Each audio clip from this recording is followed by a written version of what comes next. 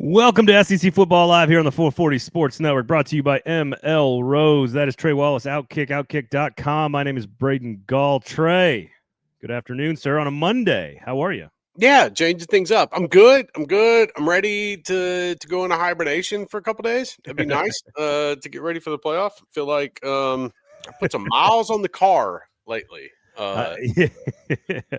I am recovered from doing national sports talk radio on Sunday morning. Oh God! Prior to the we had to preview for ESPN. We previewed for 2 hours the rankings that were coming out, and man, it was a lot of arguing about Alabama. Yeah, it got intent. Well, hell, that was the whole thing. That was the whole thing Saturday night, man. Like after the game, like I'm walking with Marty Smith back to like the media hotel, which is right next to the stadium. And he goes, "Damn, they're sending me to Tuscaloosa, and I got to go right now. They don't think they're going to make the playoff." And I was like, "Have fun, bro. I ain't going with you. Love you." Man, biggest loser of this whole thing is Marty Smith having to spend 3 nights in Oxford on Thanksgiving and then going to Tuscaloosa immediately following a destruction at the hands of the Georgia Bulldogs. So we'll get to all. Look, Bama derangement syndrome is very real. I want to discuss Pavia derangement syndrome as well, which I think is also very real a little bit later on in the show. You and I are both Heisman voters, so we cannot give out our votes, but we'll discuss some of the things that are of value to us a little bit later on. Can A&M make a run? Can Ole Miss make a run? Why is Georgia the team to beat? Exactly. That is my argument. But of course, we'll start with the committee and did they get it right? Did they get it wrong? What do we think is going to happen as a result of the reaction to these rankings? I think that's what's interesting here, Trey. Is that I think expansion and new rankings and new this and new that are all coming. So I think it's going to be very interesting to track. So make sure you subscribe. Make sure you subscribe. And if you want to get involved, please get involved in the comment section. And you know what? Ask questions as you see fit. So, all right. M.L. Rose, everybody, 7 great locations across the country. Please, if you want to come to Nashville and have a great burger and a great beer and have a great opportunity to sit down and relax and enjoy some football. Now, I guess you're talking NFL football, at least for the next weekend, maybe 2 weekends from now. We got a lot of games to go. Come on by an M.L. Rose location. 7 great ones, soon to be 8. Great craft burgers and beer. Congratulations on y'all's win over the Browns yesterday. I'm a Packers fan. I don't know what you're talking about. Yeah, I just don't. I grew up in the Gulf Coast, so like I was a Saints fan for a while. Like whatever, I just don't care. You are a Saints fan? Yeah. I mean, that's what happens when you grow up in Mobile. I mean, you don't have a professional team. It's either Atlanta or the Saints. Yeah. I mean, I grew up with the Saints. Oh, well, I like this. Yeah, that's true. There was only 2 that were around. That's true. You cannot vote for Mendoza after the post-game interview Howard Dean moment. Look, he's a nerd. He's a nerd. Yeah. He's great at football because he's a nerd. He's an awesome player. Leave the kid alone. But it was a bad interview. Yeah, I mean, yeah, but in the moment, like, he was so excited. Like, whatever. I give him credit. I mean, at least it wasn't a dull interview. Heard. I mean, okay. No, I agree. All right, so let's get to Bama. Eddie Betsby said it was an effing Hoosiers and not flipping. Whatever. Let's get to Bama derangement syndrome. So the first question I'm going to ask you is, who's a better football team, Alabama, Miami, or Notre Dame? Notre Dame right now, in my opinion. Just rushing attack, quarterback play, consistency. I just feel like Notre Dame was. I've watched this Alabama team over the last month regress. I saw it against LSU. I saw it against Auburn.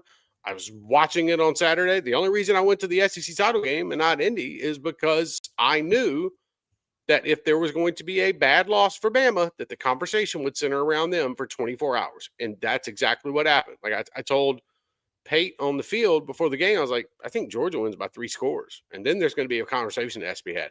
Turns out conversation didn't, last for 15 freaking minutes in the CFP room, but that was the storyline. So, I think Notre Dame is the better team right now. I have Notre Dame at 7, so I agree. I think they're better than Ole Miss. I think they're better than Oklahoma. Yep. I think they're better than Alabama. So who's better football team, Alabama or Miami? If Alabama's at full health, I'd probably say Alabama. But the problem right now is that Ty Simpson is so timid in the pocket. that it's causing the Alabama offense a lot of problems. Like it really is. Like and even the running attack.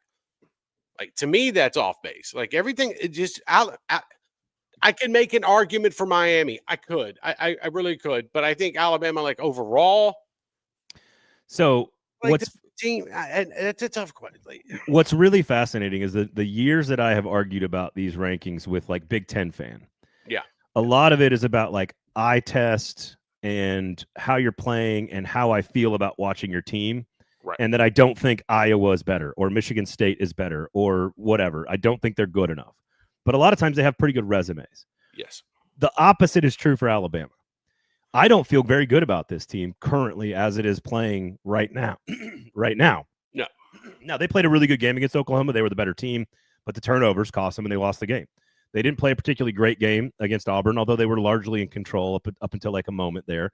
And they haven't been able to run the ball all year. And so if you're just, excuse me, I'm choked up about this. No, you just use your drinking thing.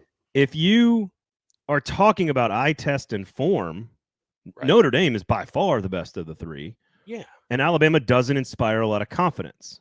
No. Neither does Oklahoma, for that matter. I really don't think Oklahoma is all that good. But the problem with this argument that the ESCCPN and the derangement syndrome has induced is that there is no possible way to make the case that Miami's resume is better than Alabama's. Bingo. It's not it is impossible. Nope. You cannot make the case that Miami has a better resume than Alabama. That's why they lost on that argument at the end. It's not even close, really. Like if you want to look at just the championship game, fine, but like if you look at the body of work in the regular season, there's a reason Alabama was 9 and Miami was 12. Right. Now, and I also think that you look at the losses that Miami sustained. I mean, I get it. Alabama came back and won a couple of games, or not even come back, held on to the lead. I understand the Oklahoma game. I look at this past weekend, and I still feel like if they get healthy enough, like they're going to be fine in like 2 weeks. I'm not saying national championship fine. Yeah. But even that game at Oklahoma, if I'm an Alabama fan, I'm not wasting my money traveling to Norman because if Oklahoma figures out their offense, that can. But that's the same issue with my same issue with Oklahoma is the resume is off the charts. Yeah. But the eye test tells me they're using special teams and weird odd plays in the fourth quarter to win a bunch of games. And it's like, I don't think Oklahoma's going to be able to run the table on this or even I don't think Oklahoma challenges Indiana the way they've played. I'm not sure Alabama challenges Indiana the way they've played. So again, this is where we have to separate the resume from the eye test. And this is the other problem. If you go down any path, Trey, about what you value, and this is why I've been saying on this show for weeks, don't listen to what they say. Yes. Because if you go down any path on any of this stuff, well, it's all about how you look. Then you end up in contradictory ideas because Notre Dame looks the best and Miami and Bama get in. If you go down just resume, you're going to end up with another team you think is the best. If you go down just best wins or best or worst losses, then you're going to end up with another answer. There is no coherent and like consistent way to analyze all the teams. There just isn't. No matter what metric you choose. I mean, no, and the data points that they've been talking about on the CFP shows and the teleconferences and whatnot, like none of it's made sense for 4.5, 5 weeks. So why was it going to make sense at the end? Like I'm just being honest. Like that's another one. We got to get rid of those weekly. Like do one like the college basketball where there's one right on like I don't know, November 1st. Do like one ranking and then don't do another one until the final one. They just haven't helped themselves, man. It's been horrible. And I think that that also we knew, in my opinion, looking back on it, once they moved Bama up a spot last week, you're like, okay, they were telegraphing it. Yep. You gave them a buffer to be able to get into the playoff where they were at. That's all that was. Yep. So this brings us to championship games and what do they matter? How much should they matter? Clearly, conference championship games, like I think they should be valued at like 20% of a real game. It's like a preseason exhibition. But like they should be valued, but like only a little tiny bit. Yeah. Because I like 90% of power conference teams didn't play on Saturday. And half of the 10% that did play lost. And I don't think those 5% of the teams, those 4 teams, should be hurt because they were so good that they had to play an extra game. And in Bama's case, a team they already beat, which is arguably the best win in America, right, in the entire thing. So the question is, and the committee has never told us specifically how much the conference championship game does or does not matter. But if it doesn't matter a lot, it only matters a little bit. I think that's what we saw here, was that Bama didn't fall. Ohio State and Indiana only flipped, which I think is totally fine. I don't think Georgia should be 2. I think Georgia should be 3. Georgia didn't move up. Texas Tech didn't move up. The one thing they did that is contradictory to that is in it. I think this is where, if you want to get pissy, this is where the conspiracy theory happens. They moved BYU down 1 spot so they could flip Miami and Notre Dame. And that is an insane thing to do. Right. But that was a plan they were going to do all along. Like, I feel like, sure, they don't want to talk about what's coming up ahead. They always say that, we can't forecast things. Let me tell you something.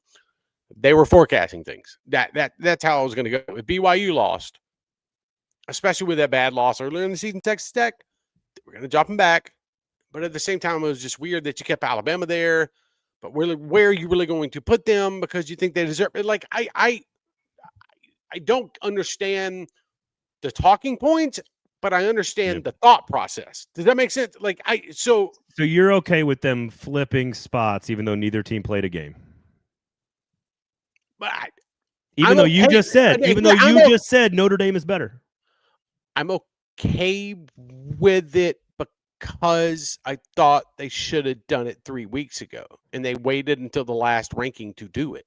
Well, no, but I'm just like, they're not in the same pool, so we can't do the head-to-head because they're not in the same pool. Their ass should have been in the same pool 4 weeks ago. No, I don't agree. Look, my rankings personally are Notre Dame 7, Miami 14. Yeah, I mean, I would have Texas and Vanderbilt ahead of Miami.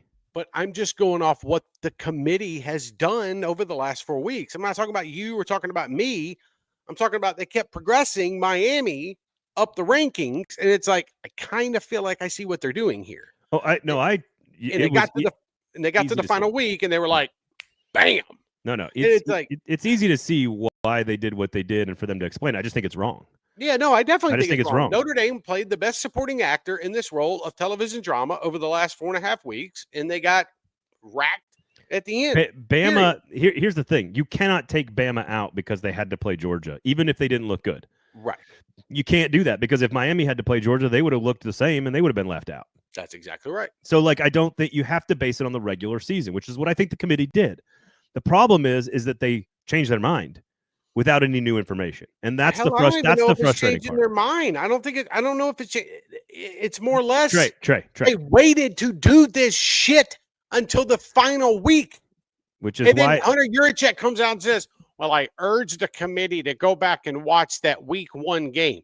But y'all guys have already been watched that game. Like, why do you have to go back and watch it again? Which, if you didn't have all the weekly buildups, we wouldn't be having this discussion. But that's ultimately my issue, is that the committee rankings, and this is the difference between last week's ranking and all the other ones. The other rankings don't include all of the information. The last week's Tuesday ranking includes every single regular season game. Yes. The entire regular season is done, and the committee is telling us that they thought that Alabama was the 9th best team, that Notre Dame was the 10th best team, that BYU was the 11th best team, and that Miami was the 12th best team.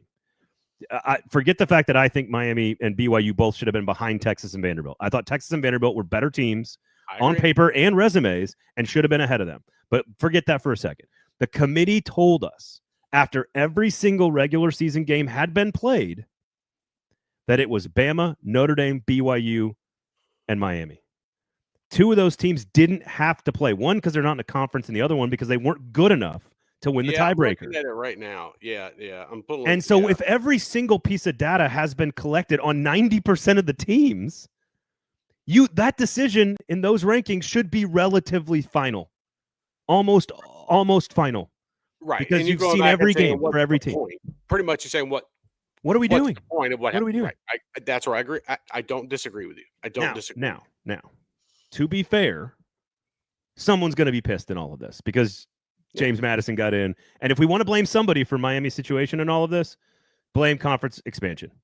Blame the fact that Miami didn't play any of the teams at the top of the list in the ACC and didn't have a chance to beat Duke and didn't have a chance to beat the other teams. And if conference expansion, it's not Miami's fault.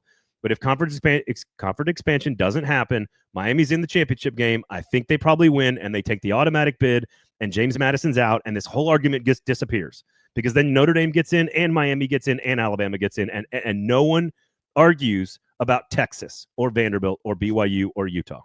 Yeah, well, that's the problem of the ACC, and we can even talk about the Notre Dame thing, where you don't put your foot down and you allow Notre Dame to use you for other sports, but then you want to come out and bash them, their AD did, for the football part of it. It's like, wait a minute, stop. This is your decision. Like, you can join. You know what I mean? Like, you can't be pit. And honestly, I think it's why, because of Duke, the chaos that happened Saturday night, which, by the way, fantastic game Saturday night between Duke and Virginia. When Duke wins, like, you got to figure out. Awesome. You know, in the committee paper, Hunter was talking about the ACC. Oh, Miami's going to represent the ACC. Okay, like, your conference champion is not in the discussion here, and so I get it. It's Duke, but then the James Madison and the Tulane thing. Like, so Andrew, I'm not even thinking about going to cover James Madison. I know. You know, I'm going to Oxford for Tulane and Ole Miss, but that's because there's 18 different storylines in that game. Andrew says opaque, unaccountable committees are inherently corrupt. I don't think this one is corrupt. I think it's incompetent. I think that's the difference. That being said, they got it right, except for BYU. Look, I disagree. I would have had Notre Dame at 9 and Alabama at 10. That's what I would have done. That's what I think about when I look at the teams. Okay. I think Miami is the worst of them. That's my argument. If I'm Texas A&M, who do I want to play the least? I want to play Notre Dame the least. Then I'd rather play Miami, and then I'd rather play Notre Dame would be the one I'd not want to play. Yeah, because I think Texas A&M, I don't want to say walk the dog against Miami, but that one could get a little dicey. Yeah, I don't think Miami is that good. Their 2 losses are to unranked teams. Right. I just don't think they have one good win.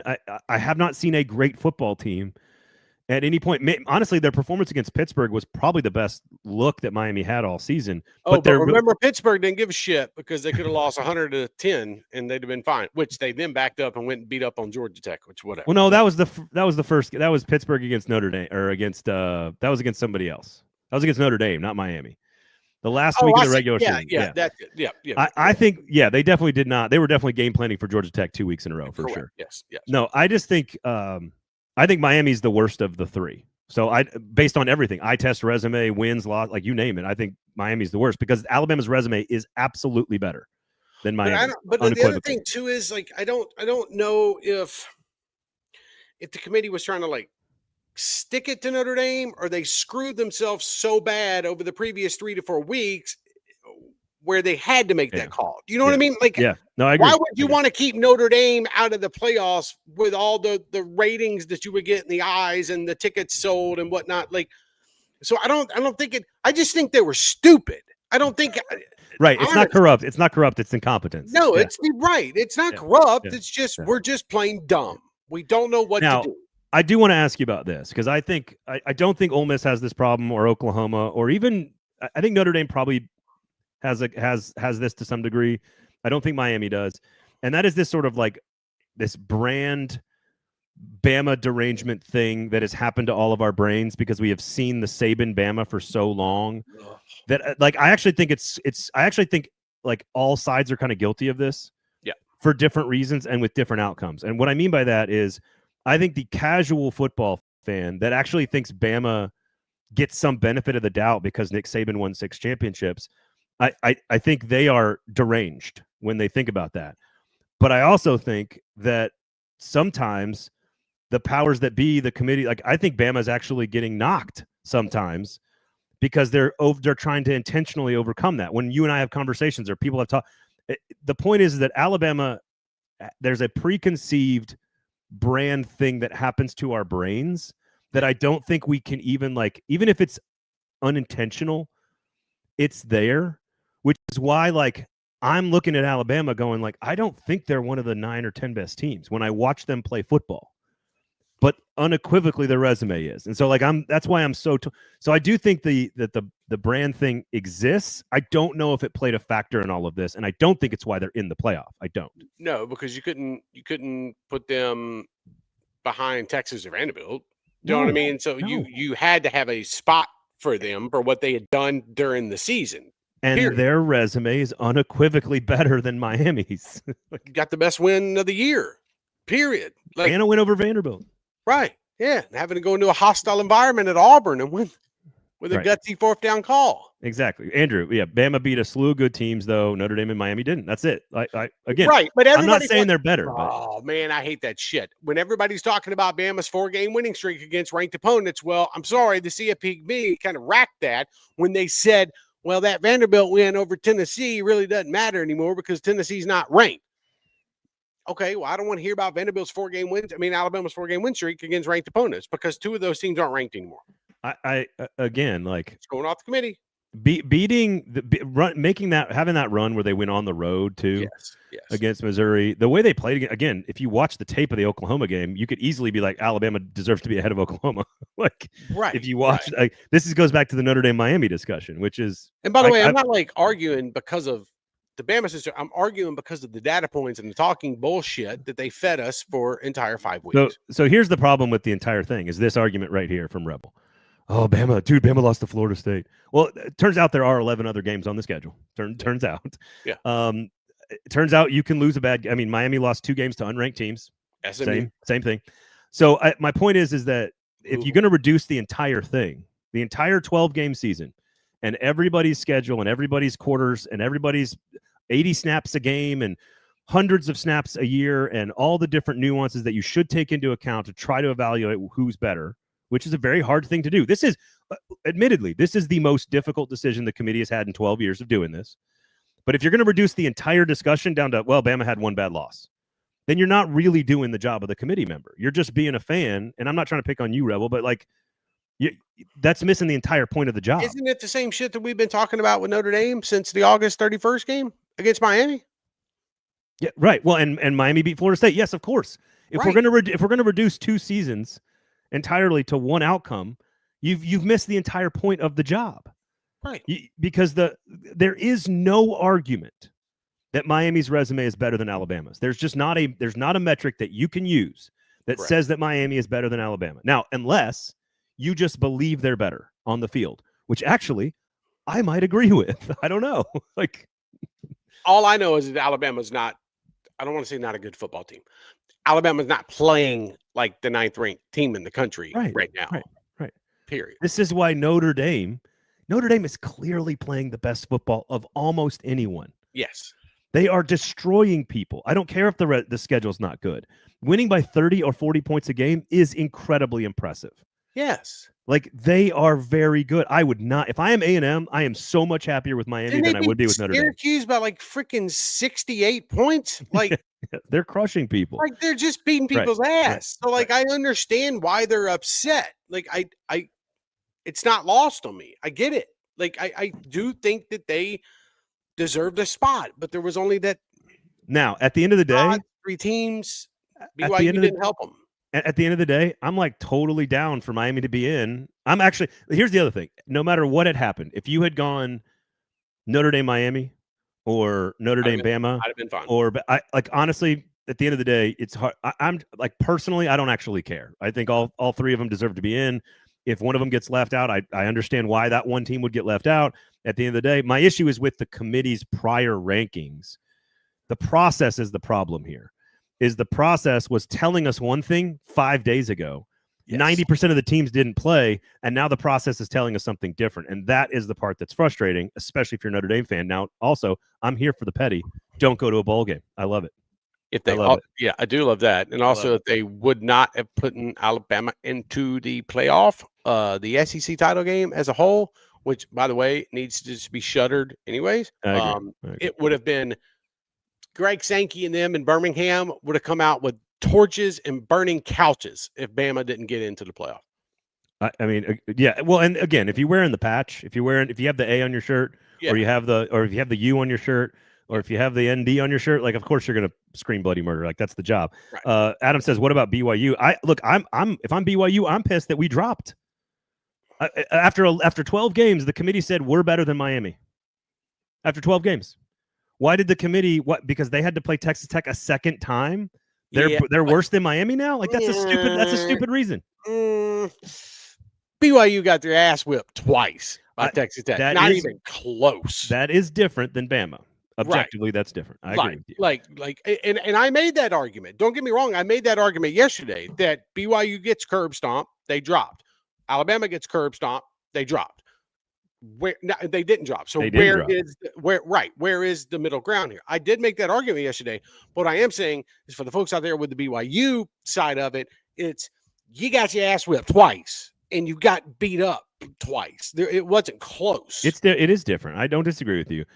That being said, I think the committee's actions. Not that I agree with it. Yeah, the committee's actions around the championship game, which was we're not going to move Georgia up, even though they looked great. We're not going to move Texas Tech up, even though they looked great. We're not going to drop Bama, even though they look bad. We're only going to flip Indiana and Ohio State because they basically played an even football game, and they're both undefeated basically based on the regular season. They should be 1-2.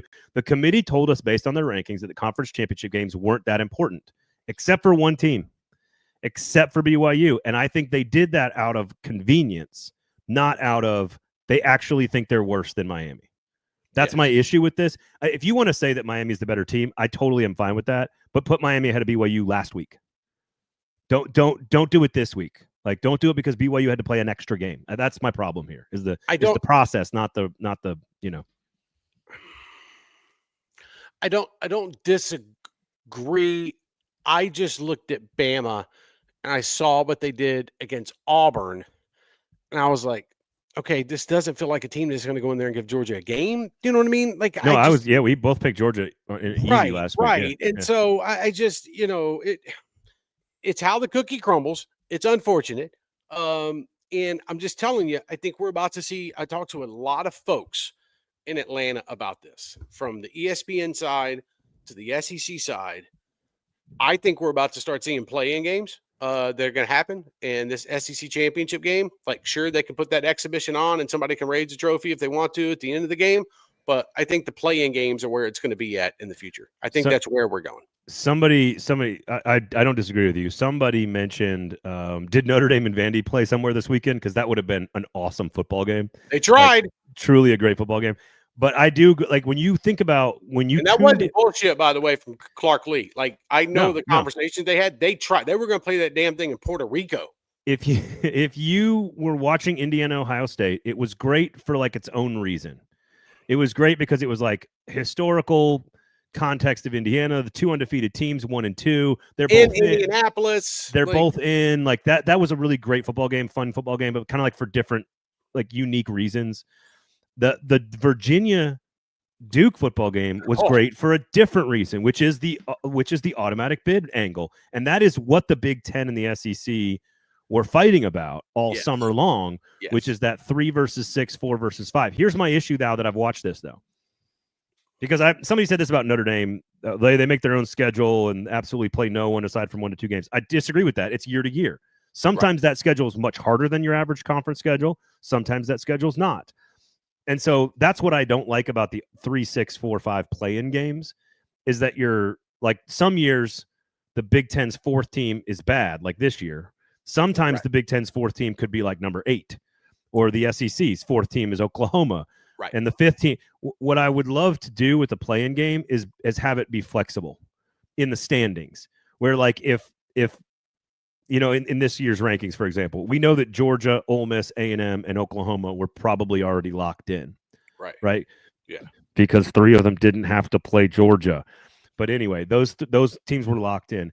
Then you go instead of Georgia, Bama, you do Bama, Texas, or you do Bama, Vanderbilt again, or Texas. Like, you pick the next 2 that are supposedly out. And I know that's a crazy way to do it, but like, that would make it more interesting. But I think we're going that way, because if we go to 16 teams in a playoff, okay, and even if you try to do the highest ranked teams, there could be an argument at the end of the season that somebody is sitting around 14th, 17th, 18th, something like that. Maybe it calls for it.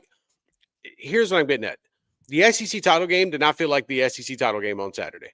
The parking lots were dull. It was empty. There was no tailgating. I mean, there were people playing cornhole, but it didn't feel like There were 10,000 empty seats, by the way, inside Mercedes-Benz. Like, I didn't go there and literally count them, but I'm a pretty good guesstimator by now. No, I hear you. Ticket prices just went down. It was bad. Yeah. There wasn't a lot of excitement for that game. And I think also what you're going to see in the future is that when the playoff does expand, and if the Big Ten gets their way with these AQs and whatnot, maybe they get like one or something like that. I don't think that. Maybe it's two AQs, maybe. Right.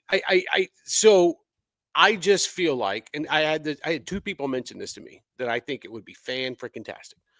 You have two playing games. They play them. Whoever the highest seed is, play them on campus, and whoever wins gets in. And then at the end of the day, you have your SEC championship. Whoever wins that game, that's fine. Those two teams get in automatically, and those are your spots. So QC says you don't want Iowa-Oregon rematch for a bid. No, I don't. I don't. Oregon is in. What I want is Iowa-USC. Thank you. For a spot. I want there to be the two teams that are out playing their way into the bubble. But still good enough to be in the playoff. Exactly right. Yes. So in this performance, we would be talking about the 3-6 model. I think it would be in the Big Ten. Correct me if I'm wrong. I think it would be Oregon versus Michigan and USC Iowa, or is it Oregon Iowa 3-6 and then Michigan USC is a 4-5? The point is I don't like my brain's meshed. That sounds right though. I don't like the third or fourth best team in a big conference who's already earned their way in having to earn it again. I don't. That's what I just watched with Bama and BYU. I don't want that. If you've already earned it based on the regular season, you deserve to be in. So that's where I think if you expand to 16, you have those 4 extra slots that you then could use, like Dayton in the college basketball tournament, where you say, all right, we're going to have. You must have read my article this weekend. The first 4 in. That's what it is.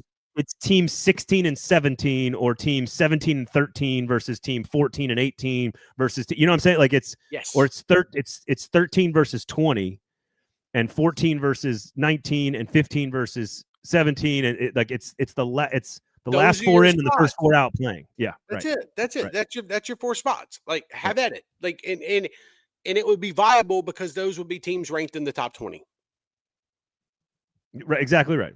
Exactly. You know what I mean by that? Like it would be viable. So you could do it. It's not like you're plucking the team that's receiving votes into an opportunity to get into the playoff. Yeah. QC, this is I think this is to your point, because you're correct. One of the commenters saying that no, it was Oregon versus Iowa was the 3-6, I guess. Yeah. And so like that is what the Big Ten had proposed and is extremely unpopular with everybody in college football. Like fans, media, SEC, Big 12, ACC, no one likes it. Even most Big Ten fans don't like it. No. What we're saying is that the first 12 are in the playoff nationally, and then we'll have play-in games nationally. Not by that's the problem, is that the Big Ten and the SEC would just be stealing bids at that point and participation trophies for their conference, and nobody wants that.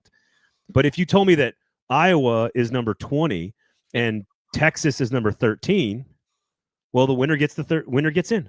You could have 2 sites. One game's played in Nashville, one game's played out west, Midwest. I mean, whatever. Somewhere that's closer to those 2. It doesn't matter. Figure it out. You know that ain't happening, because then you're talking about a 14th game and a 15th game and a 16th game, and then we're getting into dangerous territory. Yes, I know that. Now, they're making a lot of money now, though. So maybe that's the problem. Maybe that's the saving thing. Oh, we got to worry about player safety for the extra game. Let's all pay him let's pay him a bonus for playing the extra game. How about that? Well, I mean, Notre Dame players didn't want their bonus. I love the petty. I love it. I'm so here for it. They didn't want their bonus, and yes, these players do get bonuses, folks. By the way, for some of them get bonuses. You're not giving bonuses out to the whole damn roster that doesn't see the all right, that's a lot of committee rankings. I do think we're going to have changes, whether it's rankings, whether it's automatic bids, whether it's the expansion of the playoff, whether it's the committee not doing rankings throughout the course of the season. I think by spring meetings, I think we're going to have changes. In SEC, ACC, we have it on the table for them to vote on. Period.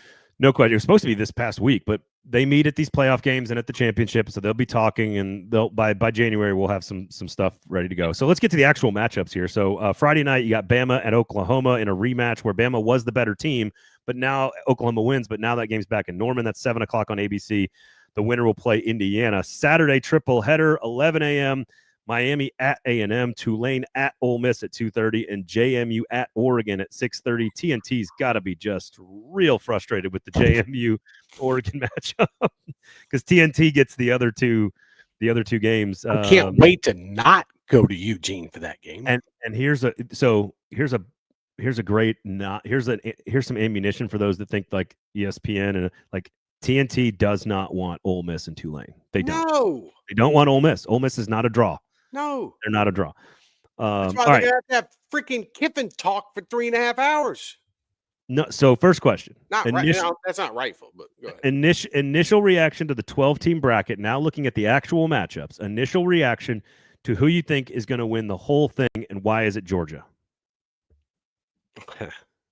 because that ever since that loss to Alabama, Georgia has been the best football team in college football. Agree. Period. Running the ball, Gunnar Stockton's figure out how to pass the football more. I think I mean that in a joking way. Offense has gotten better. Defense has gotten better. It just something flipped after that loss to Bama. And I was there. And it's like, holy hell, Georgia's good. And if they really wanted to open it up more on offense, I think they could as well. I think the defense is stifling. They got the running game with Frazier. They look like the best team. And I know that's Agreed. Not a shot at Indiana. It's not a shot at Ohio State. But I tell you, looking back this past weekend, Ohio State got all up in their feelings on offense, whether it was Hartline, who's already dipped out to Tampa. And I feel like this is Georgia's to lose. I enjoy the matchups. I know what we're going to get down the road here. But at the same time, I think it all runs through what happens with Georgia. And even in the Sugar Bowl matchup, like if we get a rematch of Ole Miss versus Georgia in the Sugar Bowl, I think that goes to the way of the Bulldogs again. And I think that the way things line up right now is going to be fascinating to me, because it's not as if they're going to get the Peach Bowl game. Like if they make it that far, they won't get a Peach Bowl semifinal. They'll have to be sent out to the Fiesta Bowl. But I honestly feel like this could come down to even Texas Tech potentially playing Georgia. I think it's Georgia, Indiana. It will be my pick. Right. I mean, it could be. Yeah. I mean, I love Indiana. I think Mo. So I don't know what to make of the Bama Oklahoma game. It's by far the most. It's by far the most interesting. I think Miami could challenge A&M, but I think A&M is built in a way to handle both lines of scrimmage against Miami. They're going to force Carson. That place is going to be absolutely insane as well. I think A&M Ohio State is a total toss-up, and I could see A&M winning that game in the Cotton Bowl. With a lot of A&M fans, a lot of Aggie fans in that game. I don't see how Georgia is like, to me.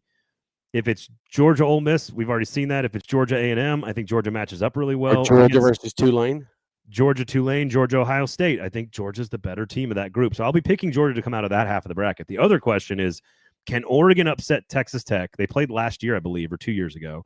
And who can Oklahoma and that defense do what Ohio State did to Indiana, which is make it like a 13-10 game? And make Mendoza throw those passes. Because I had to put like a bunch of credentials in last night. That Oregon-Texas Tech game would be in Miami. Oh my God, that's so weird. Oh, I know, it's weird. Because Miami gets 2 games. They get the why are these games quarterfinal? Then they get the national championship. Play on campuses, y'all. Like, I know your golfing buddies own these bowls, and you outsourced all of your greatest events of the year to your golf buddies who run these bowl games. But give me a break on this. You think Oregon fans are about to travel literally all the way across the country? You know what would be better? No. Oregon at Texas Tech in Lubbock. Yes. And you'd get 5,000, 6,000, 7,000 Oregon fans. Right. It would be a great game. Traveling all the way to Miami. I promise you. Like, you know what else it would do? It's gonna be shit. It would pump tens of millions of dollars into the Lubbock economy as well. Oh, by the way. Like, it's just so by the way, stupid. like these, I hate that these sites get to double dip. They get a quarterfinal game, then they get a national championship game. Like, just I know it's their golf buddies. I think that Texas Tech game versus Oregon would be fascinating to me, because Dan Lanning could come up with something to try to control Joe McGuire in that offense. I think also at the same time, it would be really crazy to see what the Peach Bowl would bring us, that game after that one. Because are we All right. Somebody asked this question. I want to stay with the SEC here, but somebody asked this question. Jason says, "What are the odds on making it James Madison getting to win it all?" I can tell you right now. Tulane is plus 80,000. James Madison actually has a better chance of winning the national championship at plus 60,000. Then Oklahoma's plus 5,500. This is the whole gambling Bama derangement. This is where Bama derangement syndrome is correct. Good God. Don't gamble on Bama on this. Miami's plus 2,500. Ole Miss is plus 2,500. Bama's plus 2,500. A&M plus 1,800. Texas Tech plus 800. Oregon 750. Georgia 600. Indiana 250. Ohio State 240. Number one bet is Georgia plus 600. In fact, I'm going to do that right now. Actually, that's not a bad idea. I'm going to bet Georgia to win the whole thing right now at plus 600. A&M at plus 1,800 is interesting. And the sneaky one that I think can be this year's Notre Dame. Okay. You know who could be this year's Notre Dame and get to the championship game and maybe come up just short? Ole Miss. Texas Tech. Yes, I can feel you on Texas Tech has the defensive front and just enough offense to be the offensive line to be Notre Dame of last year. Yes, they have the offensive line. Yeah. Like that to me could get very tricky. QC says, will SEC teams want to keep traveling north and play in the cold weather too? Honest question. I don't care what they think. Make them do it. Yeah, who cares? That dumbass shit up Neyland North last year, and they go up there and they get their ass whipped. Like, stop. Like, who cares? And I'm got like, what Friday night game was it last year? It was Notre Dame, Indiana last year on Friday night. Okay, yeah. So this year we're going to get Alabama versus Oklahoma on Friday night. Yeah, I mean, I'm curious to see what the ratings are like too, because they sublicense this stuff to TNT and whatnot. I just feel, I just feel like we're about to see the top teams kind of roll in this. Like nothing like the one. Okay, I'll give you this. I think the first round you do, other than the Bama Oklahoma. The one game that could be interesting, and I know what happened earlier in the season. Tulane. I'm not saying they will. I think Tulane gives Ole Miss a decent game in Oxford. I can see that. That's why I'm picking that one. Summerall's coaching, right? Yeah, Summerall's coaching. Yeah, that's what I thought. And that's for Ole Miss or for Tulane. Well, they wanted him at Ole Miss, but he had already taken the Florida job. Florida State got left out undefeated with multiple teams. 14, Kiffin's going to be riding around the stadium in Oxford in an airplane to try to get attention on him. Whatever happened in a 14 playoff is not applicable to a 12-team playoff. It's just not. Totally different dynamics. Each every year I know everybody wants to talk about that Georgia lost in the SEC championship in 23, where they lost and they fell out and they were ranked 1. They fell to 6. And I think Georgia's the team that got screwed. I think Georgia's the team that got screwed in that year, not Florida State. But that's just me. No, I mean I agree. I agree with you. They dropped from 1 to 6, and then they beat the holy hell out of Florida State. Like and in a 12-team playoff, all those teams get in. Every single one of those teams get in. So here's the thing: like, do we really scream bloody murder about the 69th team in college basketball getting left out? Occasionally, basketball people do, but it doesn't take over our sports conversation. Certainly, the Florida State conversation from 2 years ago took over our conversation. Or when a team got left out of the BCS, maybe Auburn in 04 getting left out, it can capture our attention. But like the committee has done better at this as the system changes, because I cannot be all that outraged. Like I said earlier, if Bama would have been left out, I don't really actually care. Let's go. Notre Dame, Miami, fine. If Miami got an argument of why Bama should have been out. So right. That's and so my point is like the getting upset about the 11th team getting left out is way less important and passionate to me than getting upset about the 5th or 6th team being left out, because I don't think at 11, 12, or 13 that you're leaving out a team that can win the whole thing. I don't think Miami. I mean, maybe I'm wrong on that. Maybe Notre Dame could have won the whole thing this year. I don't know. Yeah, but they're playing damn good. If BYU would have won that game the other night, I think BYU would have gone to Oregon and got their ass whipped. I'm just being honest. Yeah. No, I agree. Yeah, I agree with that. I think, look, Vandy, Texas, BYU, Miami, Utah, all of them would be really fun teams to watch in a playoff. All of them, Notre Dame. I think Notre Dame certainly could have won a few games in the playoff if they were, the 10 seed. I think they could have gone into A&M and won. They've already played that game pretty close at home. So it's a bummer that Notre Dame's out, but I'm just not as outraged at the 11th team being left out or the 13th team being left out. And I won't be nearly as outraged as the 17th team being left out. Well, so yeah. And it is getting better as we go. Shout out to Clark Lee, too, who came out and said last night, we are not victims in this. We had our opportunities against Texas and Alabama, and we didn't do it. Yeah, Clark's a rock star. Quickly, I know we're not going to talk about this in terms of who we voted for because we're both Heisman voters. I got a little bit of extra time, just by the way. Okay, Tennessee fans, come on in here. Come on in, Tennessee fans. I want to join the fire. I want to have a little chat. Just pull up a chair. We're gonna sit around the fire. We're gonna hold hands, and we're gonna bring the temperature down a notch. Because if you recall how you acted around Rashawn Golden, who was trailing by 30 points, throwing double birds at the Alabama student section, I think that man is a hero for doing what he did. Put it in a picture. Oh, they already did. And the way you all are incapable of acknowledging that Diego Pavia is a really fun football player to watch play the game. 2, totally worthy and deserving of being in New York for the Heisman Trophy. And that is arguably the most important human being in the history of Vanderbilt football. That you can't stop tweeting about like his necklaces. Like if anybody, you guys were fans of Tony Vitello's baseball style. I also am a fan of Tony Vitello's baseball style. But you cannot just Drew Gilbert chucked his bat into the stands. Like, stop with the bullshit. Acknowledge that he's just the quarterback for Vanderbilt, guys, and that's why you don't like him. That's fine. But don't make this about his character or who he is, or that you're somehow holier than thou about your players and your coaches and your Tennessee fans. Come on in. You know what this is called? This is called, and it happened on Schiano Sunday as well, y'all. It's called selective moral outrage. And you pick and choose, Tennessee fans, when you want to be outraged about something, and never, ever do you look in the mirror when it's on you, ever. Who cares that his brothers got arrested in Knoxville? We all have family that do. I got arrested in Knoxville. Right. Thank you. Yes, exactly. Actually, technically, it was at Big Mama's Karaoke Cafe on Chapman Highway. Okay. I ran from the police in high school at the Degussa chemical plant because we were having a big-ass bonfire, and they came over the hill like Dukes of Hazzard, and I ran. Like, sorry. I was buying alcohol when I was 17 because I had a full-grown beard. Shit. First of all, good for you. Good for you. Yeah. No, I'm not kidding. I'm not kidding. I spent a night in the Sevierville County drunk tank. That would suck. It was brutal. I really want to give a story out about my little brother at Auburn, but I'm going to hold off on it. You know what I didn't do ever again after spending one night in the Sevierville County drunk tank because I got arrested. I got arrested at Big Mama's Karaoke Cafe at a mixer, by the way, in front of all the sorority girls I was trying to impress. It was a bad night for me.